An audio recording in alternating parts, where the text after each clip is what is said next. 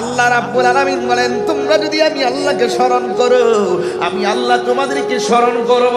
আমরা আল্লাহর জিকির করি, আল্লাহকে আল্লাহ বলে জিকির করি।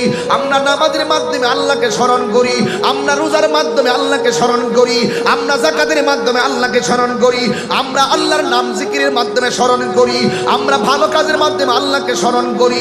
ও আল্লাহ গো, আমরা তো তোমাকে ইবাদতের মাধ্যমে স্মরণ করি। তুমি তো তোমাকে স্মরণ করার জন্য অনেকগুলা মিডিয়া বানিয়ে দিছো। 1 নম্বর বানাইছো নামাজ, 2 নম্বরে রোজা, 3 নম্বরে হজ, 4 নম্বরে যাকাত, সব কিছু বানাইলা। আমরা তোমার স্মরণ করি ইবাদতের মাধ্যমে। তুমি যে বললা আযকুরুকুম, তুমিও আমাদেরকে স্মরণ করবা। আমাদেরকে স্মরণ করার মাধ্যম দিয়া দিলা। আমরা জানতে চাই আনোয়ারা থেকে, তুমি আমাদেরকে স্মরণ করবা কেমনে? তোমার মাধ্যমটা কি? তোমার সিস্টেমটা কি? আযকুরুকুম তাফসীর খুললা দেখেন, না দেখাইতে বললে কান কেটে দিয়ে যাব। আরে তাফসীর লেখা আছে আযকুরুকুম আই বিরহমাতি ওয়াল মাগফিরাতি। আল্লাহ বলছেন তোরা আমাকে স্মরণ করবি আমার ইবাদতের মাধ্যমে।